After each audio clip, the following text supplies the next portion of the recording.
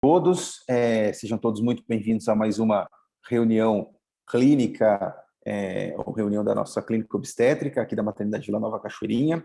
Hoje o nosso tema é placenta e suas complicações, né? Às vezes a gente menospreza a placenta, menospreza a própria avaliação da placenta, tanto na ultrassonografia como logo após o parto, mas eu acho que é muito importante que a gente sempre fale e discuta sobre placenta, tá bom? Então, a ideia aqui é a gente falar um pouquinho sobre a importância, né, e o papel da placenta na gestação, ok? Então, avaliar objetivamente aí a posição e maturidade placentária, e aí o objetivo é ultrassonográfico, e pensar aí, ou discutir um pouquinho das principais complicações placentárias, tá bom?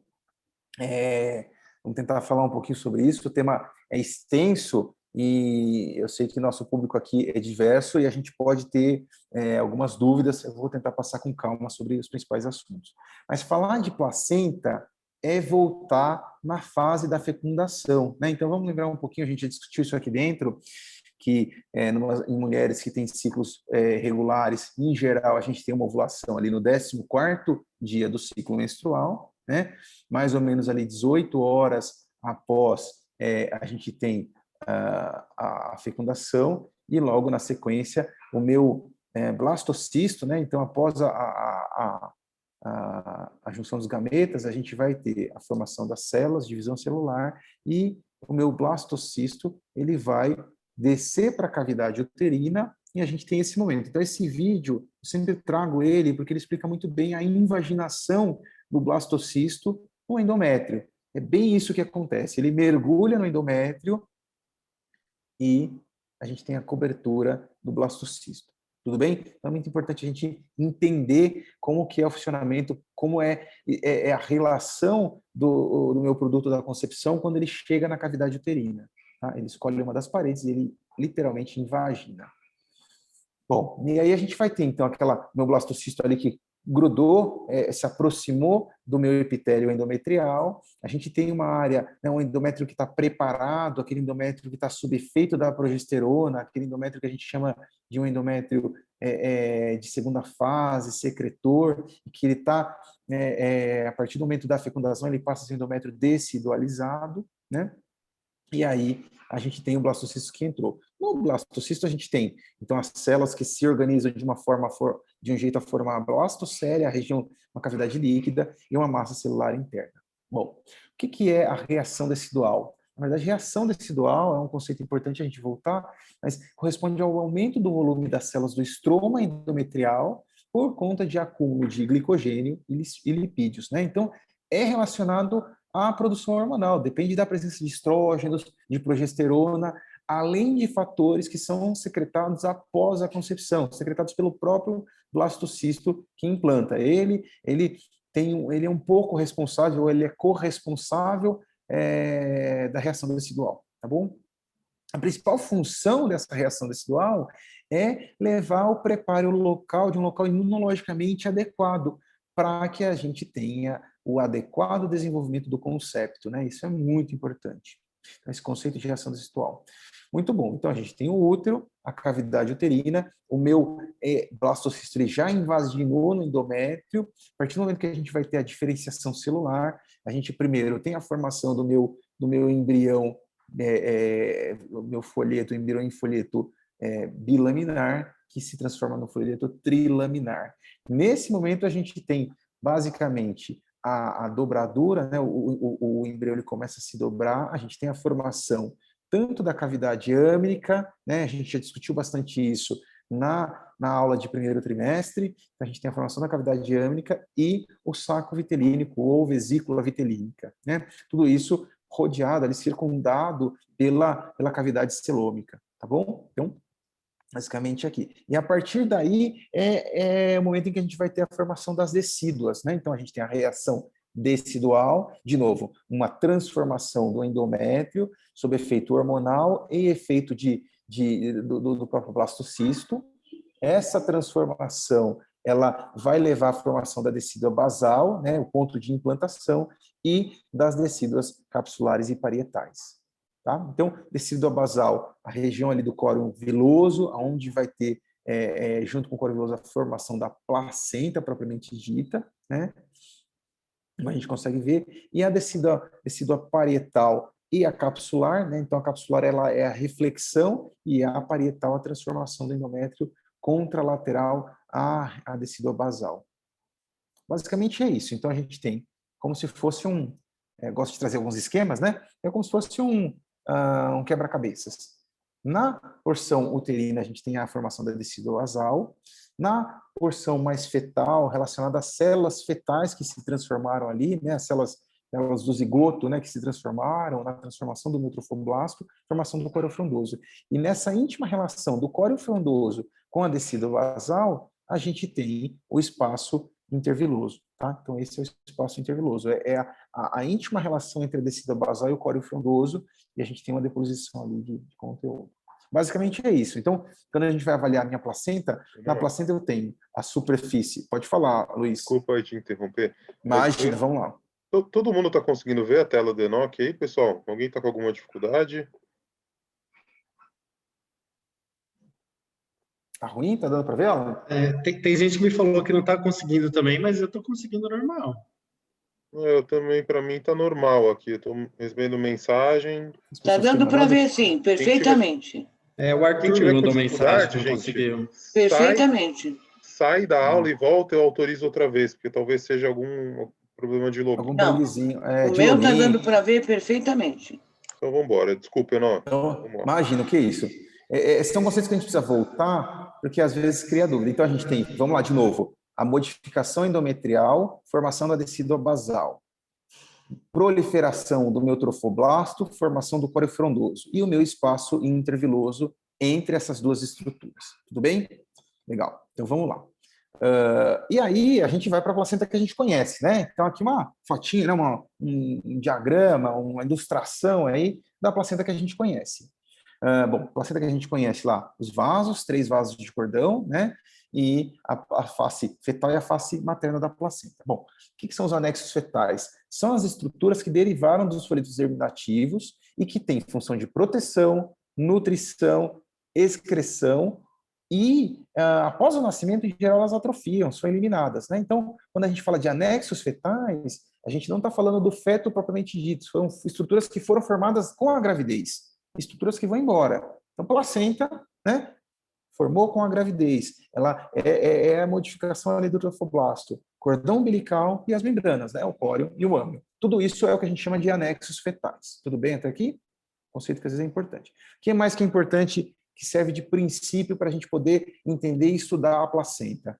A circulação fetal, ok?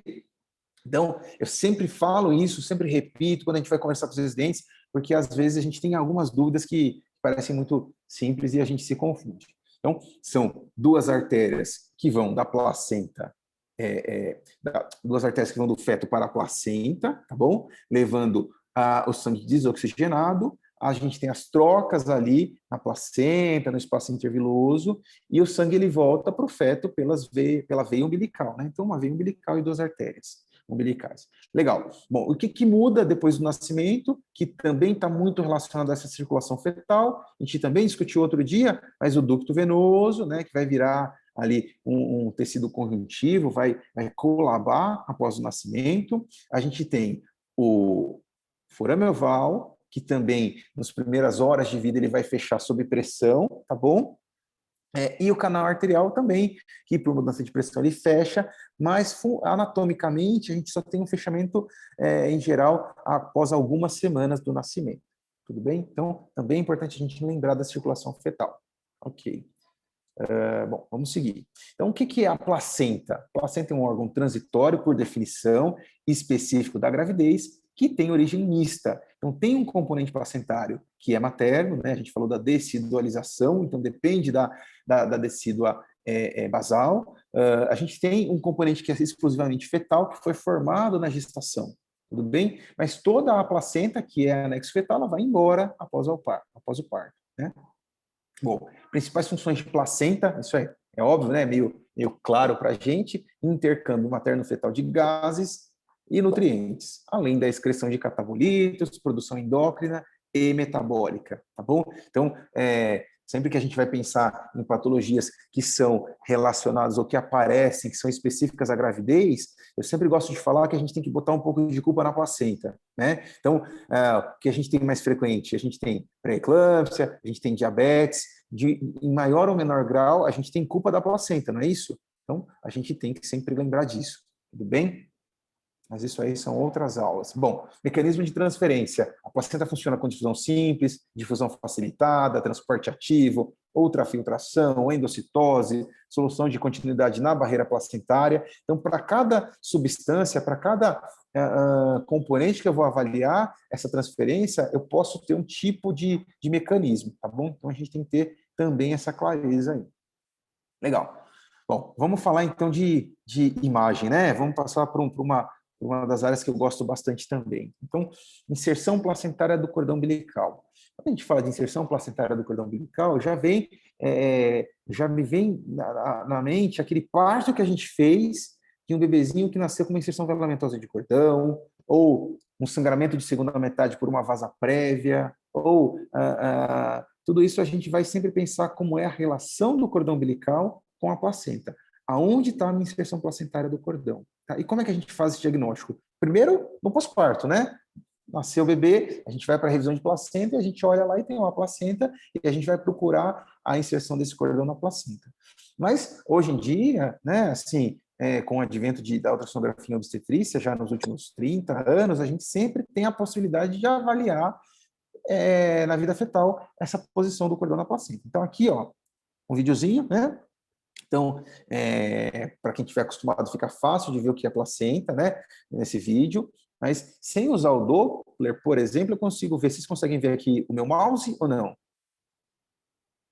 Sim? Então, aqui, ó, a minha mãozinha mostrando a placenta, você sempre falou que essa faixa cinza esbranquiçada, vou voltar de novo nesse vídeo primeiro, deixa eu dar um pause no outro, e aí se eu faço uma pausinha aqui, olha só, vamos andar um pouquinho, olha só, esse aqui é o meu cordão umbilical. Então, nesse momento, nessas condições, às vezes eu não preciso do Doppler para avaliar a posição do cordão na placenta. Olha lá, eu vejo ele chegando muito bem na placenta. Olha que bonito, né? Os pacientes sempre falam, parece que tem bolhas ali no líquido amniótico.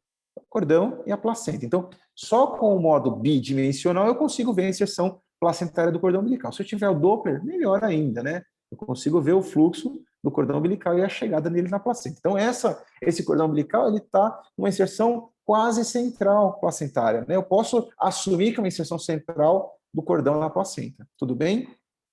Legal. Olha esse outro caso. Então, aqui eu tenho placenta e olha o meu cordão umbilical aqui com o Doppler, onde ele chega nessa placenta. Ele chega lá no topo da placenta, né? Então, a placenta começa aqui embaixo, placenta, placenta, placenta, placenta.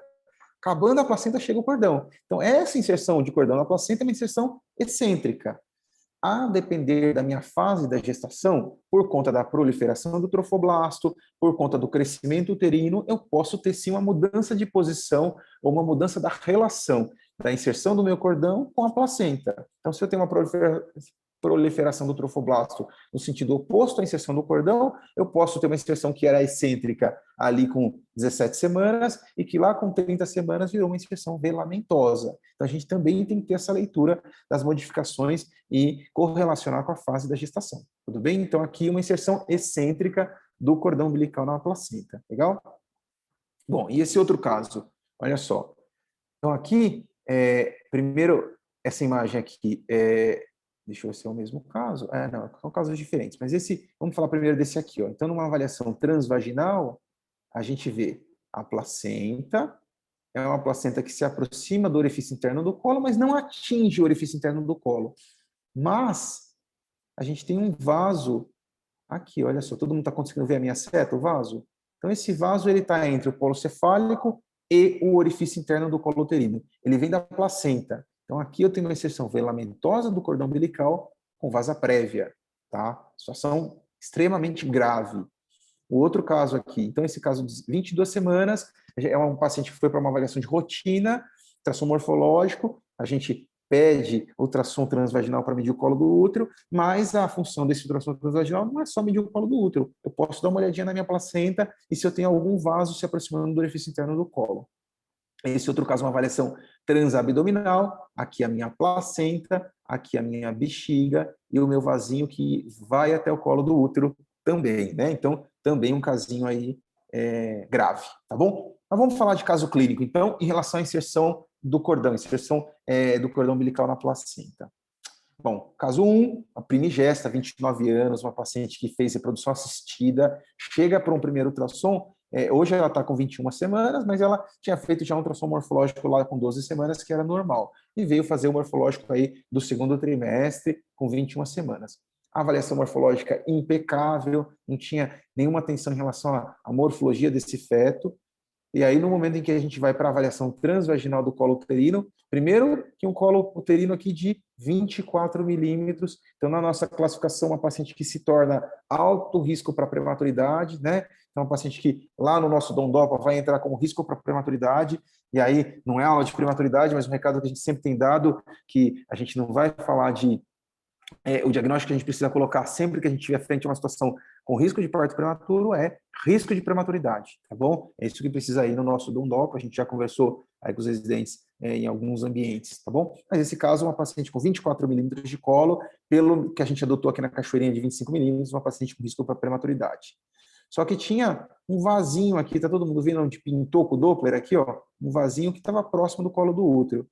Nesse caso específico, a gente tinha a opção de utilizar, enfim, ultrassom 3D e tudo, e aí a gente viu que esse vasinho, na verdade, ele se aproximava aqui do orifício interno do colo. Então, aqui o orifício interno do colo e o meu vaso passando justaposto ao orifício interno do colo, né? Então, classificando aí como uma vasa prévia também, porque se a gente entender que esse colo uterino vai dilatar em cima desse vaso, um alto risco de hemorragia, tá? Um alto risco de hemorragia. Tá? Então, tem que olhar inserção, principalmente se eu estiver na minha avaliação do segundo trimestre. Se eu tiver alguma dúvida, eu vou olhar as fotos, ver se tem foto do cordão e placenta, e, se possível, a gente vai pedir ao colega que estiver fazendo ultrassom para dar uma olhada na inserção. Mas faz parte dos exames de rotina no segundo trimestre, essa avaliação. Bom, um outro caso, o caso 2 aqui, também 22 semanas, uma reprodução assistida, no caso aí uma ICSI, e aí ela veio fazer a avaliação. Com 18 semanas, o recado que o meu ultrassonografista me deu foi que a placenta tocava o orifício interno do colo uterino. Poxa, doutor, mas você vai falar de placenta prévia com 18 semanas? Não, a gente não vai fechar esse diagnóstico com 18 semanas. Mas o ultrassonografista está me dando um recado. Qual é o recado que ele me dá quando coloca no laudo que com 18 semanas a placenta toca o orifício interno do colo? Que essa placenta precisa ser analisada, eu preciso olhar de novo para essa placenta, principalmente com 22 semanas, e se ela estiver próxima do colo do útero, eu vou esperar ali 28 até 30 semanas para eu fechar os diagnósticos. Como a gente já falou, pela proliferação do trofoblasto, pelo aumento uterino, eu posso ter modificações, eu posso ter uma placenta normal posicionada nessa idade estacional ideal, lá de 28 semanas, mas eu preciso olhar ela com 22 semanas, tá bom? E aí, seguindo o recado que o meu colega ultrassonografista tinha me dado, eu fui olhar no transvaginal a placenta. Fiquei surpreso ali, 18 milímetros do colo, poxa, uma placenta que já não toca mais, né? Tocava com 18 semanas, com 22 semanas já estava a 18 milímetros do colo. Mas olha o que me chama a atenção, olha outro vasinho aqui, olha só, todo mundo consegue ver esse vaso cobrindo o colo uterino? Vamos seguir um pouquinho, olha só. Então, na verdade, essa placenta capciosa, né, caprichosa, ela soltava uma artéria e uma veia que recobriam o orifício interno do colo. Então, passava em cima do orifício interno do colo. Tá? Então, um caso que a gente acompanhou, eu acompanhei esse caso, uma paciente que era até de uma colega aqui da Cachoeirinha, mas que eu acompanhava fora daqui. E aí, no segmento, a gente... aqui, olha o parto, a foto do parto que ela me mandou. Então, esse foi o desenho que eu mostrei para ela, o orifício interno do colo, tem um vaso de um lado, um vaso do outro. Essa placenta era uma placenta anterior e aqui, ó, é o segmento, onde ela ia ter que abrir na cesárea. Então, eu falei assim, abre rápido e tira esse bebê, porque vai ficar sangrando até você tirar o bebê. E foi bem isso, né? Então, aqui é o corte, onde ela abriu na esterotomia, teve que cruzar mesmo, não tinha para onde fugir, tá? Ela teve que seccionar o cordão antes de tirar o bebê, Esse bebê, então, ela é como se tivesse clampeado o cordão e tirado o bebê depois, tá? Então, foi uma extração rápida, e aqui é a reconstrução, na verdade. Então, olha só, a artéria e a veia, né? E teve que seccionar o cordão, olha só. Então, a minha veia, a minha artéria, a minha veia, né? É reconstrução. Então, tem que olhar, tá bom? Tem que olhar o orifício interno, tem que olhar colo, tem que olhar a inserção do cordão, porque esse caso, por exemplo, com 30 semanas, eu já estava a 3 centímetros do colo de placenta. A placenta já tinha se afastado do colo uterino. Era uma placenta que, a princípio, não era posicionada, mas a caprichosa da placenta me deixou os vasos cobrindo ali, passando pelo orifício interno do colo. Então, era uma vasa prévia, tá bom? E, obviamente, eu tinha uma inserção velamentosa do cordão umbilical. Então, a gente pode ter uma inserção velamentosa que o cordão umbilical passa pelo segmento inferior, né, passa pelo orifício interno do colo, a inserção velamentosa com vasa prévia, ou eu posso ter uma inserção velamentosa superior, eu posso ter uma inserção velamentosa lá no fundo do útero e o cordão sai lá por cima, e não vem aqui e não faz a vasa prévia, tá bom? São patologias que podem estar associadas ou não. Tudo bem até aqui? Alguém tem alguma dúvida em relação à inserção do cordão umbilical e placenta? Uma placenta? Não? Então, eu vou seguir, tá bom? Então, esse é o primeiro tópico da aula. Legal. Maturidade placentária, tá? Vamos falar um pouquinho da maturidade. Já se estudou em 1979, a gente mal tinha ultrassom quando o professor Grano fez a publicação sobre maturidade placentária, né? Então, só relembrando aqui, placenta grau 0, a parede uterina está ali em cima, a placenta embaixo, a placa coriônica é lisa. Na placenta grau 1, eu vou ter algumas áreas ecogênicas esparsas intraplacentárias. Na minha placenta grau 2, eu vou ter tanto essas áreas ecogênicas intraplacentárias como densidades ecogênicas na camada basal, né? E a minha placenta grau 3, ela já tem toda uma calcificação do cotilédone, né? Eu tenho uma delimitação de todo o cotilédone, eu vou ter áreas anecoicas centrais que podem até corresponder a infartos ou lacunas ou lagos venosos intracotilédones, e aí a gente classifica ela como grau 3. Então, basicamente, é daqui que vem, vamos olhar um pouquinho de foto de ultrassom, né? Então, uma placenta aqui toda homogênea, né, sem áreas de calcificações, uma placenta grau 0, uma placenta com calcificações intraplacentárias, então uma placenta de grau 1, né? Olha só, essa placenta aqui, poucas calcificações intraplacentárias, então uma placenta grau 1, ó, um pontinho ecogênico aqui, um outro aqui em cima, né, uma coisa bem espalhada, bem esparsa, né, ó, um pontinho aqui, aqui o outro, tá? Uma placenta grau 1 na nossa varredura aí do exame. Tá?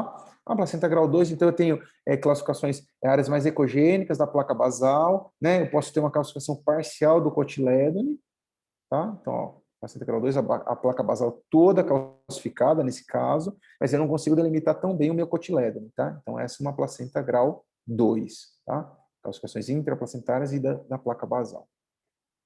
E aqui uma placenta grau 3 clássica, né? Então a gente vê todo o cotilédone bem delimitado, né? Todo o cotilédone bem delimitado e essas áreas anecoicas que correspondiam já a um infarto placentário. Puxa, só que hoje a gente consegue dizer com uma relativa tranquilidade que mudou um pouco da importância da maturidade placentária e dos achados ultrassonográficos. O que significa isso? Vamos para esse gráfico aqui. Ó. Então, uma publicação da RBJ já um pouco antiga, né, mostrando, primeiro, que ao final da gestação, ou que nem todas as placentas vão chegar no grau 3. Então, aqui ele dá 70% de placenta grau 3. Né? Ou seja, eu vou ter ainda uma incidência de placenta grau 2 e algumas placentas de grau 1. Tá? O que eu não vou ter, em geral, depois das 36, 27 semanas, é uma placenta grau 0. Legal. Mas primeiro que nem toda placenta chega no grau 3. Até antes do advento da ultrassonografia, ou pelo menos nos primeiros 10 anos da ultrassonografia, a gente acreditava que maturidade placentária era igual ter placenta grau 3. Né? Poxa, doutor, parece uma coisa tão irreal. Mas sim, isso fazia parte da avaliação, né? A maturidade placentária. Segunda questão, se falava muito de envelhecimento placentário e necessidade de parto, né? Necessidade de parto. Hoje em dia também isso caiu por terra, né? A gente faz toda uma avaliação longitudinal de crescimento fetal, a gente utiliza Doppler, a gente utiliza parâmetros biofísicos de avaliação de vitalidade e Doppler velocimétricos, né? Para casos de risco. Então, na verdade, ela só tem relação com situações em que eu preciso entender o mecanismo de insuficiência placentária que está acontecendo. Mas não necessariamente eu tenho uma placenta que teve uma aceleração da maturidade, que chegou antes numa maturidade prevista do que eu gostaria, eu não necessariamente está relacionado à insuficiência placentária. Eu posso ter uma placenta que chegou no grau 3 ali com 37 semanas e que funciona muito bem, tá bom? Então, a gente até tem uma classificação, né? A gente quer que as placentas grau 1 apareçam após 32 semanas, grau 2 após 34 e grau 3 após 36 semanas, tá? Mas isso só tem lógica, só tem fundamento da gente utilizar essa aceleração de maturidade para avisar se eu estiver frente a uma situação de risco para crescimento fetal, alteração de crescimento fetal. Tudo bem? Até um tempo atrás também, nos primeiros estudos, aí, a maturidade de placenta entrava na classificação de perfil biofísico fetal, né? Hoje em dia, isso não tem mais sentido para o que a gente entende, tá bom? Bom, legal. Então, maturidade placentária é isso. Tá?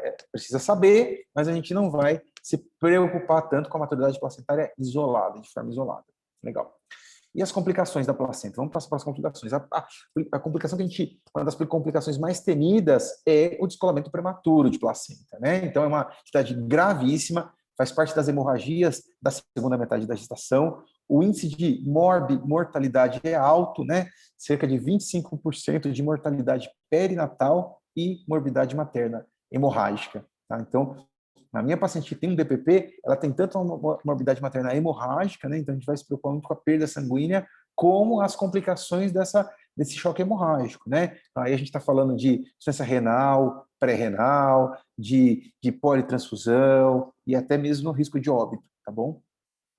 O prognóstico dos sobreviventes, ele depende muito do grau de prematuridade e de anóxia com as frequentes lesões sequelares, tá bom? E o prognóstico materno é isso, né? Complicações de múltiplos órgãos, perda de volume e até a instalação do nosso temido útero de Coveler, dos distúrbios de coagulação, né? Da CIVB. Tá bom? Bom, então basicamente, né? O hematoma ele vai tendo uma evolução e obviamente, de acordo com a posição em que ele acontece, ele vai dar sinais clínicos maiores ou menores. O que eu quero dizer com isso? Se eu tenho, por exemplo, uma placenta que está ou na parede anterior, ou na parede posterior, ou nas paredes laterais, no momento que inicia o sangramento, eu vou ter, que inicia o descolamento, eu vou ter esterilização de sangramento. Então, aqui no 2, por exemplo, ó, o sangue ele vai escorrendo e vai sair pelo colo uterino com mais frequência ou em maior quantidade. Pode ser que, nesse caso, um descolamento que se iniciou na borda da placenta, ele demore um pouco mais para dar hipertonia. Então, vamos imaginar esse caso específico ali do 2, em que eu tenho um descolamento que começou na margem da placenta, uma placenta que é posterior, então ela vai fazer uma reatividade uterina global, mas a maior ponto de repercussão miometrial é aonde começa o descolamento, né? Então ele começa a aumentar o tônus ali na parede posterior. Todo útero reage, mas muitas vezes ele demora um pouco para reagir porque eu não tenho acúmulo daquele hematoma. Diferente, por exemplo, de uma placenta que é fúndica. Uma placenta que é fúndica e começa o descolamento no meio da placenta, primeiro eu vou ter uma reação miometrial, eu vou ter um aumento do tônus uterino antes do sangramento ocorrer. Até que o sangramento consiga achar uma saída lateral das bordas placentárias e escorra para o orifício interno do colo, pode ser que a queixa inicial da minha paciente seja a dor, a cólica, o aumento do tônus uterino na avaliação clínica, né, no exame físico, tá bom? Então, a gente tem que ter essa leitura também frente ao DPP. Mas, obviamente, são sinais clínicos que direcionam. Então, aqui a gente tem uma imagem de ultrassom, olha só, a placenta, né? E ali o meu descolamento. Então, aqui a placenta cinza esbranquiçada, como a gente conversou, e uma cavitação hipoecóica central, é um hematoma. Olha só. Aqui um outro caso, placenta, hematoma, e olha só, no parto, né? Então, alguns de vocês já entraram para cesárea de urgência em casos de DPP, tá? Bom, mas a tríade clássica do descolamento prematuro de placenta não mudou, né? Então, dor, sangramento e aumento de tônus uterino, tá? Isso não mudou. O ultrassom, ele vai servir para casos de dúvidas e dúvidas de verdade diagnósticas, tá bom? Porque no momento em que a gente tem um DPP, a gente não vai perder tempo. vamos encaminhar essa paciente para ultrassom. A paciente chega contando para você que ela está com DPP. Essa paciente ela tem que ir direto para assistência, tem que ir direto para parto, tá bom? A gente tem uma aula no canal que a gente teve com o Dr. Perassoli, que a gente discute bastante da conduta na assistência, que é os descolamentos prematuros de placenta, tá bom? E aí eu acho que vocês podem estar assistindo essa discussão, não vou entrar nessa discussão específica, mas é isso, tá? Bom, outras lesões placentárias, o corengioma, ele é um tumor mais raro, né? E aí a gente tem muita complicação fetal. Por quê? Porque o feto, ele descompensa, ele tem que bombear sangue para ele, para a placenta e para o corengioma. E aí isso descompensa o coração desse feto, ele vai fazer uma insuficiência cardíaca em mais de 50% dos casos, vai fazer polidrama. Na complicação materna eu vou ter a ruptura prematura das membranas, a hemorragia, eu posso ter atonia se eu não tirei completamente o corengioma, tá bom?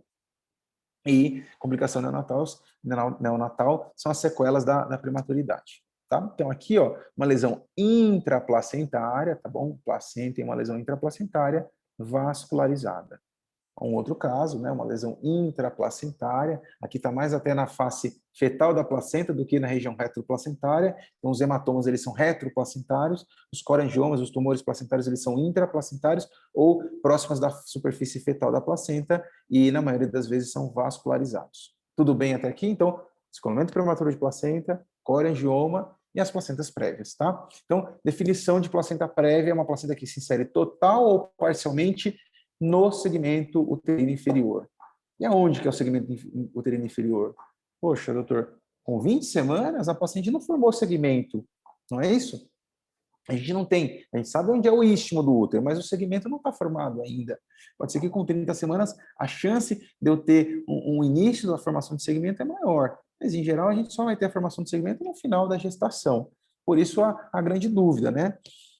O que a gente entende com uma placenta normal posicionada seriam aquelas placentas com mais de 7 centímetros do orifício interno do colo. Mas a gente vai se preocupar com a placenta que recobre completamente o orifício interno do colo, a centro total, aquela recobre parcialmente ou aquela que toca o orifício interno do colo, que é a marginal. São essas placentas que sangram. Aquelas placentas que têm mais de 3 centímetros do orifício interno do colo, mesmo que elas não estejam numa posição habitual, elas não costumam dar trabalho no intraparto, vírgula, a não ser que eu tenha uma inserção velamentosa de cordão e uma vasa prévia, né, como aquele caso que eu mostrei para vocês anteriormente, tá bom? Tem uma classificação do Colégio Britânico que tende a chamar de placentas prévias maiores e menores, e as que a gente se preocuparia mais seriam as placentas prévias maiores. Mas essa classificação não é utilizada na prática clínica aqui no Brasil, mas é importante que vocês saibam. Então aqui, uma ultrassom transvaginal, alguns exames aqui, legal, vamos entrar com alguns. Então, o primeiro caso, eu tenho um ultrassom transvaginal, orifício interno do colo e a bordinha da minha placenta aqui. Outro caso, a placenta que eu consigo ver ela se aproximando do colo do útero. Mais um outro caso, né? Aqui uma placenta que no transvaginal ela recobre completamente, e essa área hipoecóica, essa área preta aqui no centro, é o canal cervical, e a placenta recobre. Um outro caso, colo uterino e placenta recobrindo, colo uterino e placenta recobrindo o orifício interno do colo. Então, ali acima a gente tem placentas prévias laterais, né, assim, ou marginais, e aqui embaixo, prévias centrototais, tá? Placenta, orifício interno do colo. Então, o ideal é que eu tenha mais de 2, tem trabalhos que falam 3 centímetros no terceiro trimestre, na avaliação transvaginal, para que eu não me preocupe com a placenta. Então, isso é importante. Placenta, mesmo que ela seja uma lateral, se ela tiver menos de 7 centímetros, mas se ela tiver mais de 2 ou 3, dependendo da diferença que a gente estiver usando, são placentas que não vão sangrar a princípio no terceiro trimestre, se eu não tiver, de novo, vasa prévia, tá bom? Inserção filamentosa do cordão umbilical, tá? Legal.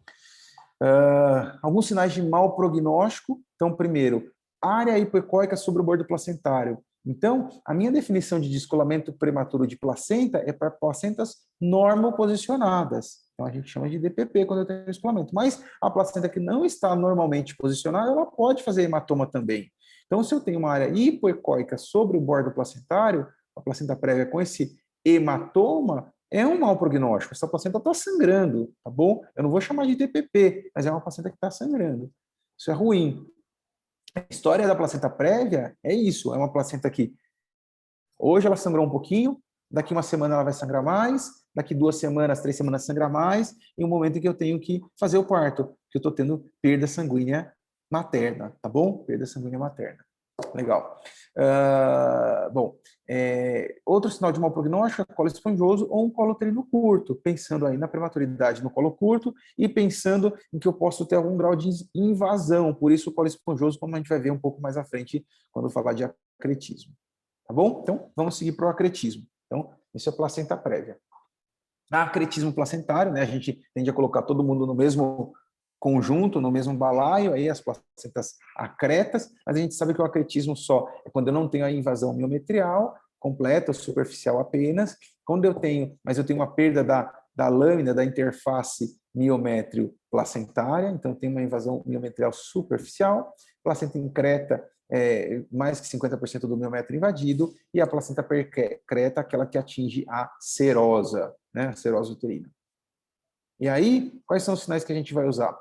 Depende, mas a princípio o ultrassom é muito bom para ver acretismo placentário. Então, um ultrassom bem feito, um ultrassom dedicado, ele consegue ver vários sinais que eu vou mostrar mais à frente. E a sensibilidade, principalmente nas placentas anteriores, ela se aproxima de 90%, é muito parecida com a ressonância magnética na especificidade e sensibilidade, tá bom?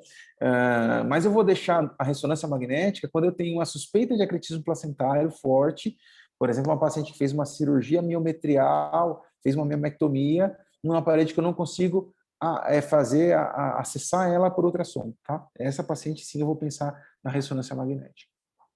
Legal. Então, primeiro sinal, o sinal mais fácil de ver, mais reprodutível, é a perda do limite ou da interface útero-placentária. Então, eu vejo a minha placenta e, a princípio, eu tenho que ver o meu miométrio. Se eu tenho uma perda dessa relação, dessa interface, é um sinal importante de acretismo, né? Então, aqui, ó, eu vejo o miométrio, mas eu não sei muito bem o que é miométrio e o que é placenta. Eu vou ficando na dúvida em alguns pontos. Então, esse é um sinal de acretismo. Esse outro caso, a placenta, e eu tenho essas lacunas aqui na borda da bexiga. Então, aqui embaixo é a bexiga, aqui é o polo cefálico, aqui é a minha placenta, e perto da bexiga eu tenho essa disruptura da mucosa vesical. Provavelmente eu tenho uma invasão dessa bexiga aí pela placenta. E aí uma dúvida que aparece às vezes, poxa, levantou-se a bola, levantou-se a suspeita de um acretismo placentário. Eu preciso fazer cistoscopia. Eu fiz uma cistoscopia, a cistoscopia está normal, eu não tenho placenta acreta? Não, eu não tenho invasão vesical, mas isso não afasta acretismo placentário, uma cistoscopia normal, tá bom? Na verdade, é até questionável se eu precisaria fazer uma cistoscopia. A princípio, não, porque se eu ver uma área de invasão da bexiga, eu vou ter que entrar preparado para uma abordagem da bexiga no momento desse parto, dessa cesariana, tá bom? É mais nesse sentido. Se eu tenho um caso como esse, uma disrupção da mucosa vesical, provavelmente eu tenho uma chance altíssima de lesão de bexiga no intraoperatório. Eu vou ter que avisar, deixar de sobreaviso o meu urologista muitas vezes, tá bom? Uma hipervascularização, então, novamente, aqui um ultrassom transabdominal, aqui a minha placenta, os fluxos da placenta, aqui eu tenho a minha bexiga hipoecóica, ou anecoica, né? E eu tenho uma hipervascularização nessa interface. Então, imaginem vocês, obstetras, a gente está entrando para uma cesárea, eu vou descer a minha bexiga, né? Aqui é a bexiga que eu preciso, às vezes, descer um pouquinho, né? Ou achar o segmento, e nesse momento eu tenho placenta. Imagina a espessura disso aqui, tá? Então, a chance também de acretismo alto. Essas lacunas, né, o espectro comido por traça, também são sinais, às vezes a gente não acha o ponto de acretismo, mas vê várias lacunas na placenta, e esse fluxo laminar difuso, que pode ser até lento, aí, com alto turbilhonamento, tá bom? Bom, e aí, para quem que eu vou, em quem que eu vou me preocupar? Principalmente, aquela placenta que tem uma aproximação com o colo uterino, muitas vezes ela não é uma placenta prévia, mas é uma placenta que atinge o istmo uterino, e a minha paciente tem, por exemplo, ou cicatrizes uterinas, como eu falei, por miomectomia, por outras lesões, ou a gente tem, por exemplo, cesáreas anteriores, né? Então, placenta anterior, isso os R2 e R3 escutaram bastante já da gente, placenta anterior, paciente com cesárea prévia, primeira pergunta que vocês vão encontrar no momento da cirurgia: aonde está essa placenta? A placenta vai estar ali no segmento que eu tenho que abrir? Porque se ela tiver, eu tenho um alto risco de acretismo. Bom, semana passada, eu tive um caso que eu acompanhei, a paciente tinha feito uma cirurgia para ectópica cornual, né? A gente já teve alguns no nosso plantão, né? No plantão da quarta noite, alguns casos de ectópica cornual, e a gente tem que, muitas vezes, paciente que não tem filhos vivos, apesar de saber e compartilhar com ela um alto risco de complicações uterinas e necessidade de esterectomia em alguns casos, é possível, às vezes, a gente fazer a enucleação da ectópica e a rafia daquele corno, né? As ectópicas cornuais. Essa paciente era isso, ela tinha feito uma exérese da ectópica e uma rafia do corno. Ficou super bem, isso há mais de um ano, e aí ela passou comigo numa avaliação e teve algumas complicações em que a gente teve que indicar o parto. E, além das complicações em relação à cicatriz, estou trazendo isso para essa aula, por quê? Porque ela teve um acretismo focal bem na região da cicatriz da ectópica cornual que ela tinha tido. Então, sempre é fator de risco. Cirurgias, manipulações profundas uterinas, eu preciso estar atento para o risco de acretismo placentário. Outro fator de risco, curetagens anteriores excessivas, né? Ou paciente que já teve um acretismo placentário em outra gestação, tá? Tudo isso é fator de risco para acretismo também, tá bom? Bom, é isso. Eu acho que são algumas informações também de imagem, né? Então a gente tem feito isso de mesclar um pouco de alguns temas de imagem com as reuniões clínicas da obstetrícia. Tem algumas referências aqui que vocês podem estar lendo, disponíveis aí na literatura internacional, mas eu queria agradecer aí a presença de todos, vai ficar disponível no canal também para quem não pôde acompanhar, e aí é o meu contato, eu vou interromper aqui. Obrigado. E aí a gente pode abrir para perguntas, né? Ou comentários aí do Luiz, do Alan, fiquem à vontade, e os residentes também para alguma argumentação. Miguel Enoque, obrigado, parabéns, né? Como sempre, aula clara, objetiva, vai nos pontos, né, que a gente precisa saber aí sobre placenta, super ilustrado, com imagem, ultrassom e tal. Cara, você consegue aí sintetizar tudo que precisa falar, fica difícil até de fazer pergunta, né, Alan? Imagina. Fica difícil. Bom, mas o recado, na verdade, são dois recados. Um, principalmente para os R1s aí, a gente não pode menosprezar a placenta, né? Então, nasce o bebê, cadê a placenta? Quem viu? O interno fez a revisão da placenta. Não, tem que fazer a revisão, né? Eu não quis falar de tudo de placenta, mas a gente tem as placentas sustentoriadas, lobo acessório, né? Tem que fazer a boa revisão da placenta, inserção de cordão. Às vezes o diagnóstico do motivo de uma restrição de crescimento é no pós-parto, né? Nasceu o bebê, nossa, doutor, olha esse cordãozinho aqui, que fininho que era esse cordão, olha a inserção desse cordão na placenta. Por isso que esse bebê era restrito. Eu espero o parto da placenta para dar esse diagnóstico? Não dá, né? Acho que a gente pode fazer esse diagnóstico antes. E talvez as situações extremas, né? Então, alguns recados aí. DPP é diagnóstico clínico, tá? Ultrassom é para dúvida ou achado de exame, isso precisa ficar bem claro. Mas diagnóstico de vasa prévia precisa ser do ultrassom. A gente tem que trazer esse diagnóstico do ultrassom porque é um diagnóstico que vai mudar o prognóstico, vai mudar o desfecho perinatal, tá bom? Imaginem vocês, se a gente tem que fazer, por exemplo, uma amniotomia ali no pré-parto e eu tenho um vasinho daquele passando ali no orifício interno. Eu só descubro a hora que eu faço a amniotomia, eu faço uma lesão de daqueles vasos, igual o caso que eu mostrei. Então, isso é uma situação extrema, tá? Acho que esse é talvez os principais recados aí, né? Legal, Enoque. Bom, obrigado. Ninguém tem mais nenhuma pergunta, gente? Tudo certo? Tudo certo. Então, gente, obrigado pela presença. Obrigado, Alan, Luizão. E até a nossa próxima reunião aí. Legal. Tchau. Obrigado, Tchau. gente. Tchau. Obrigado. Tchau, tchau.